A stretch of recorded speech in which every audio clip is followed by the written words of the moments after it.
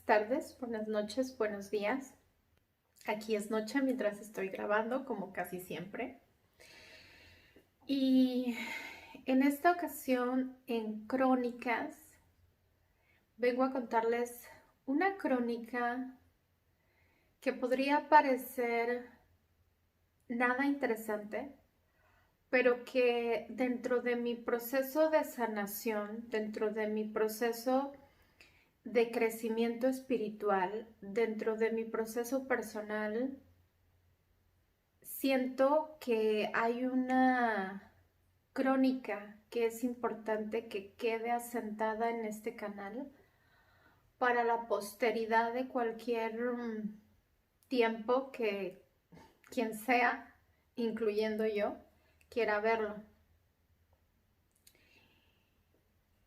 ¿Por qué es que siento tanto rechazo hacia el cristianismo? ¿Es que acaso siento rechazo hacia Dios? ¿Es que acaso no creo en Jesús y por eso siento ese rechazo? Pues no, no es así. Mi manera de creer, conceptualizar o entender a Dios es una manera poco convencional, la cual he encontrado en mi vida solamente 3 personas que coinciden hasta cierto punto en esa forma de entender a Dios. Afuera de ahí, la mayoría de las personas con quien hablo del tema Dios, pues lo entienden de una manera diferente, de una manera como yo lo llegué a pensar por muchos años de mi vida. Creer en Jesús para mí es una base de lo que yo soy, de lo que he vivido, de lo que creo, de lo que me mueve. Yo creo en el Maestro Jesús, creo en sus enseñanzas de amor, y no solo de amor, pero enseñanzas llenas de mucha sabiduría, con muchos ejemplos, con muchas parábolas, con tiempo. Pero también creo que hay mucho de Jesús que no conozco y también creo que hay mucho de la idea de Jesús que no comparto con la mayoría de las personas que lo conceptualizan, lo entienden o le tienen un tipo de fe. ¿Por qué entonces, si creo en Dios y si creo en Jesús, no me denomino cristiana? ¿Y por qué además siento rechazo hacia el cristianismo? Pues, como ya lo he dicho anteriormente, no me considero cristiana porque no sigo los dogmas religiosos judeocristianos o cristianos de cualquier tipo que me enseñaron cuando de niña, adolescente, en mi juventud temprana y pues ya siendo adulta. Entonces, no me siento, no me entiendo y no me defino como cristiana. Veo la idea de la vida eterna como algo completamente diferente que lo que generalmente te enseñan la mayoría de las religiones cristianas. Y digo la mayoría porque también es importante entender que no todas las religiones cristianas piensan de la misma manera ni enseñan de la misma manera que la Iglesia Católica o cualquier otra. Cada una tiene sus formas, su manera de entender la vida o la vida eterna o el pecado o cualquier cosa que esté dentro de sus dogmas. Pero personalmente no encajo en ninguna de esas religiones que asistí. Ok, recientemente estuve escuchando por un tiempo prolongado a una persona que quiero mucho, le tengo mucho cariño a esta persona. y su contenido es un contenido que me gusta y que disfruto, pero me percaté que de pronto empecé a sentir mucho hartazgo, cansancio, rechazo y quizás hasta enfado de escuchar tanto a esta persona. Y de pronto al sentir todas estas emociones me bloqueé. Pero yo quería saber por qué sentía eso, si es una persona a quien admiro, a quien respeto, a quien tengo en alta estima, porque yo sentía ese rechazo hacia esta persona. Después tuve una conversación con una amiga a la que adoro mucho, probablemente ella va a ver este video y sabe a quién me refiero. Y compartimos mucho, ¿no? Compartimos hasta cierto punto mucho de la misma fe. Pero sucedió algo en una conversación donde estuvimos hablando de Dios y de Jesús y llegó un punto que me sentí sumamente incómoda, molesta, irritable y solo le dije que respetaba mucho su manera de pensar, pero que no la compartía. Después de eso, me volví a preguntar por qué sentía ese rechazo, por qué no he llamado a mi papá, no lo he llamado en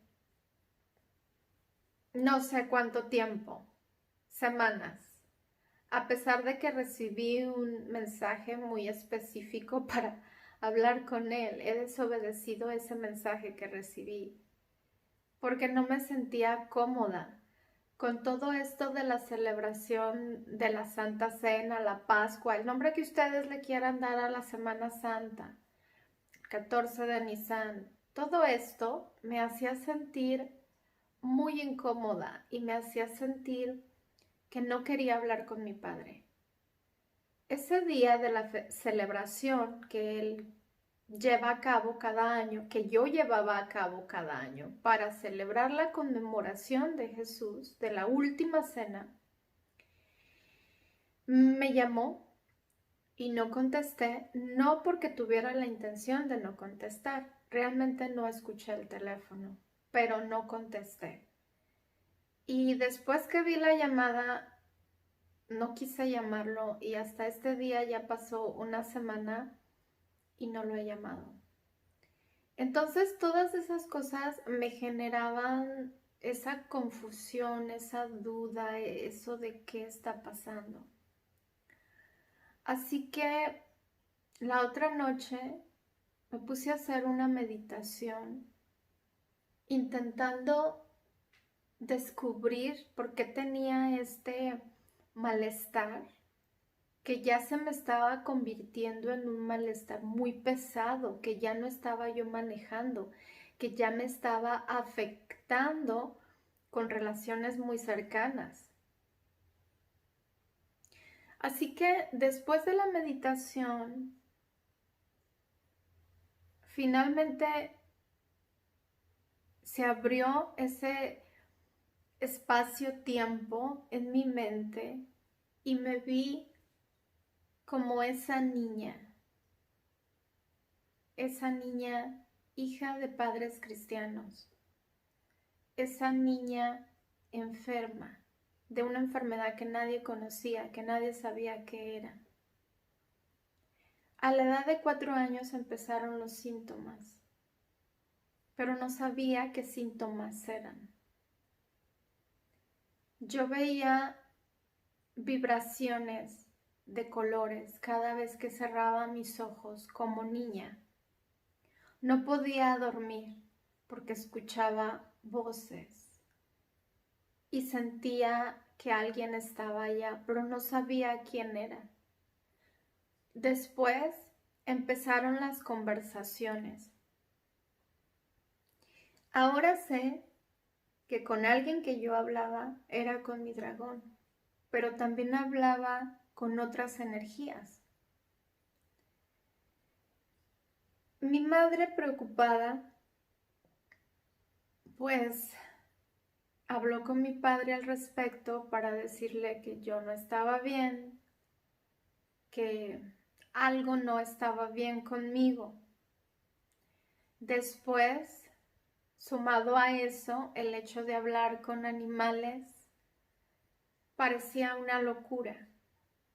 Y a la edad de los 5 a 6 años fue cuando empezaron mis convulsiones. Cuando empiezan mis convulsiones, la primera cosa es llevarme a médicos que no eran especialistas en neurología y que no sabían qué era lo que yo tenía.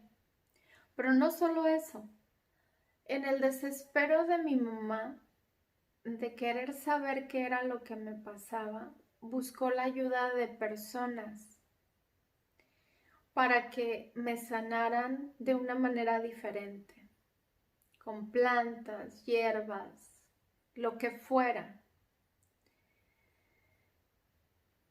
Y mi padre no sabía nada de esto, pero yo era consciente que todas esas cosas que mi mamá hacía, o creía ser consciente, que todas esas cosas que mi mamá y mi abuela hacían a escondidas de mi papá, eran contra de Dios. Entonces yo era una niña pecadora. Después de eso, cuando mi papá toma iniciativa de llevarme con personas de la iglesia para que oraran por mí, me ungieran con aceite, oraran y me ayudaran a sanarme, fui recibida de una manera muy cruel, porque me hicieron sentir de manera directa y también indirecta que yo estaba enferma por el pecado de mis papás, por mi propio pecado, o porque alguien había hecho brujería para que yo estuviera enferma. Y todos esos primeros años en mis memorias con el cristianismo viene la culpa. Yendo a la iglesia también como una niña maltratada, yo era obligada a estar sentada en el culto. El culto es esta reunión en la iglesia por horas y horas y horas, sin poder jugar, sin poder hablar, poniendo atención, intentando aprender lo más posible.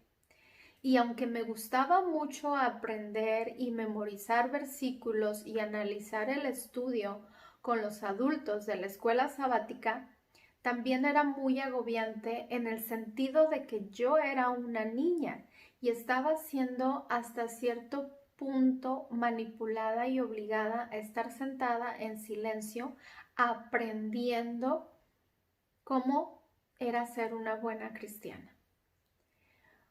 A muy temprana edad aprendí a ayunar, a hacer ayunos. No digo que los ayunos en los niños sean malos, pero tampoco creo que sea la cosa más saludable. Personalmente, no me gustaría que mi hijo hiciera un ayuno a la edad de 8 años, porque creo que además es algo que no entendería. Pero en mi pensamiento de niña, niña enferma, niña pecadora, yo hacía ayunos y oraciones muy largas. Después, en las noches, cuando no podía dormir, porque siempre he tenido problemas para dormir, no solamente recibía los regaños de duérmete, sino que además me decía mi papá, ponte a orar y sigue orando hasta que te des sueño. Ora. No tienes sueño porque no haces oración. Entonces yo pasaba horas y horas y horas y horas orando hasta que me cansaba de orar. Hacía oraciones muy largas y muy prolongadas. Y no creo que fuera malo orar.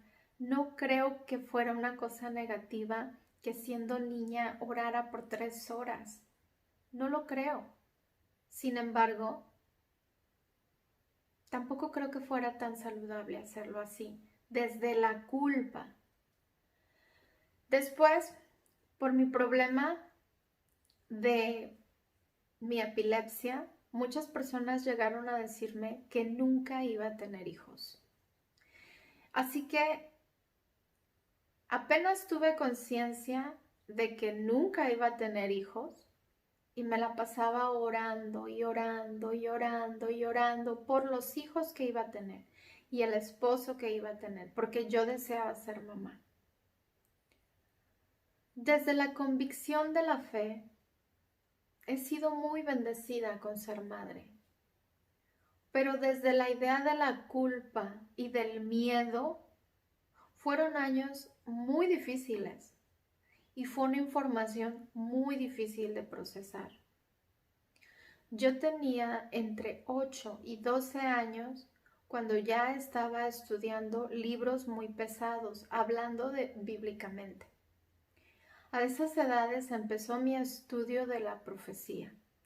Y no solamente hablo de la profecía del Apocalipsis, sino también de otras profecías que se encuentran en la Biblia.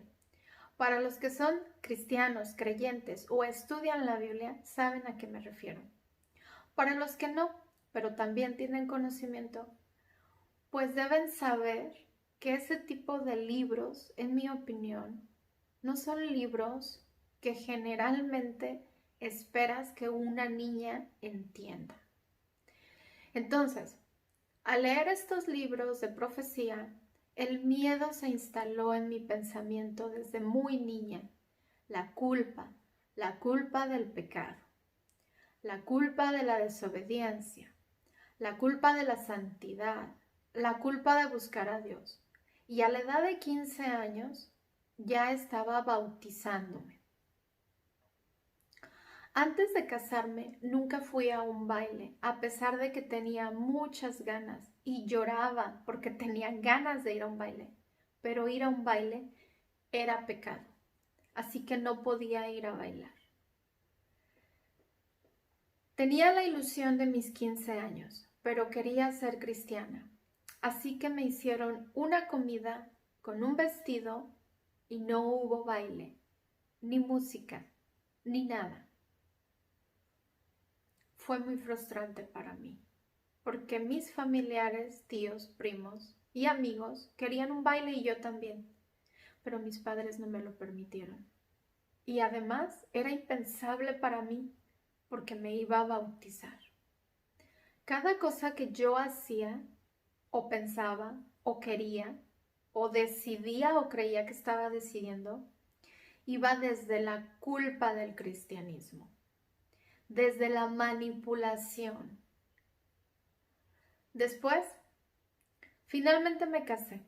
Me casé con un hombre cristiano, un hombre que me llevó a conocer el alcohol, un hombre que nunca va a aceptar, pero que muchas veces me dijeron que me había engañado, un hombre que me dejó, se separó de mí después de jurar amor eterno y de ser un buen cristiano que cumpliría su labor. Su padre, un ministro que se suponía que además era mi pastor y que debía preocuparse por esta oveja descarriada que se iba del camino. Pero nada de eso sucedió.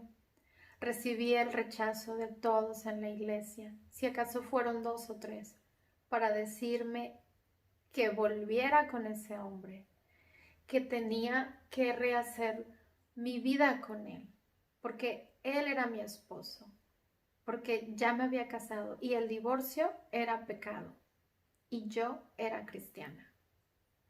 Recibí presión e incluso por familiares que no eran cristianos, que eran católicos, pero que igual decían que yo era hermana, que yo era cristiana y que yo debía volver con ese hombre.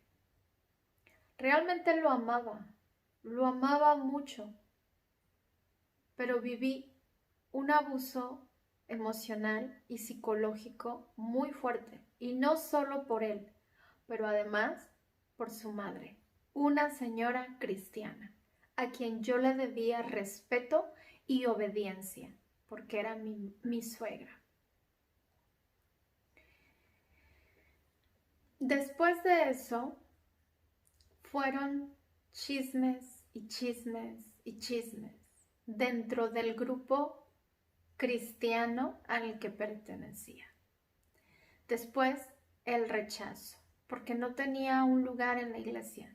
No era soltera, no me podía reunir con los jóvenes porque no era soltera. No estaba casada, entonces no me podía reunir con la femenil, el grupo de mujeres casadas, porque estaba separada. Entonces no tenía un lugar en la iglesia, porque era divorciada. Y ni siquiera divorciada, separada. Así que me decepcioné tanto del cristianismo que me fui a vivir mi vida de pecado. Pero otra vez intenté regresar a esa idea de cristianismo por la culpa, por buscar el perdón de Dios, porque necesitaba a Jesús, porque entonces los ataques psíquicos fueron peores. Porque esas cosas que yo escuchaba y que yo veía de niña vinieron más y más y más y más. Y no hubo una cura, para lo que después los neurólogos me dijeron que era epilepsia. Un tipo de epilepsia que ningún neurólogo hasta el día de hoy logra entender, pero que no tuvieron otra opción más que decirme que era un tipo de epilepsia muy extraño, porque todos los estudios apuntan a que soy una mujer saludable, pero mis crisis se parecen mucho a las crisis de epilepsia de un epiléptico. Volví a la iglesia, a una iglesia distinta, y luego a otra diferente, y luego a otra diferente, y así sucesivamente. Anduve de iglesia en iglesia buscando una pertenencia, tratando de ser cristiana, hija de Dios, para que Jesús me perdonara por todo mi pecado y Él lavara mi pecado y me diera la vida eterna. Hasta que llegó un momento que yo ya no podía. Ya no podía, porque entonces empezaron los sueños lúcidos y los viajes astrales, las visiones, los mensajes, la conexión con los muertos, con los desencarnados. Y todo se volvió tan caótico y yo me sentía tan culpable que no entendía por qué no lograba hacer que Dios me perdonara, por qué no lograba hacer que Jesús me sanara. ¿Es que acaso yo era hija del diablo? Me puse a ayunar como loca, me puse a orar como loca, a estudiar la Biblia de día y de noche, de día y de noche, buscando la respuesta, porque era una endemoniada. Nada de eso es verdad. Nada de todo lo que me enseñaron desde la culpa y desde la manipulación es verdad. Elegí ser libre, elegí sanarme, elegí creer en un Dios de una manera distinta, elegí ver a Jesús de una manera diferente. Y no digo que tengo la verdad, y no digo que estoy en lo correcto.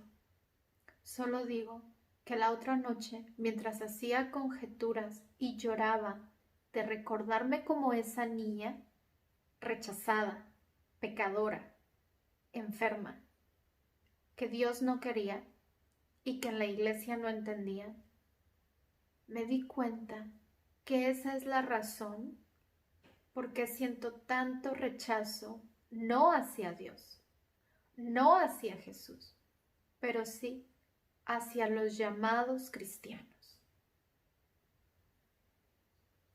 Por ese afán de querer tener la verdad absoluta, por ese afán de querer pensar y querer decir que su manera de ver y estudiar la Biblia es la correcta, cuando en realidad hay tantos tipos de religiones cristianas que leen la misma Biblia, que creen conocer al mismo Jesús y que aún entre ellos se pelean para tratar de saber cuál de los dos dice la verdad. Porque un adventista dice que tiene la verdad, porque un apostólico dice que tiene la verdad, porque un cristiano de la denominación a la que yo asistía dice que tiene la verdad.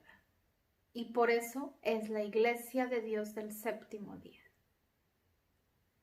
Patrañas. Nadie tiene la verdad absoluta. Nadie.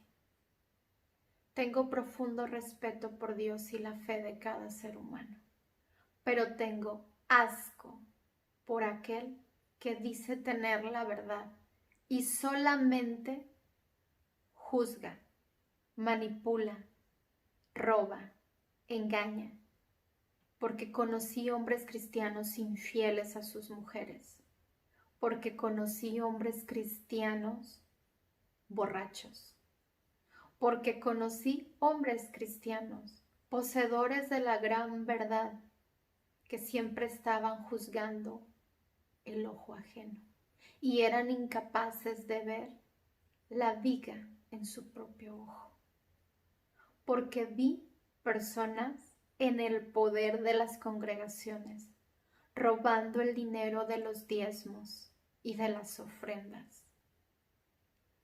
Vi tantas cosas en tantas iglesias que fui que quedé asqueada del llamado cristianismo.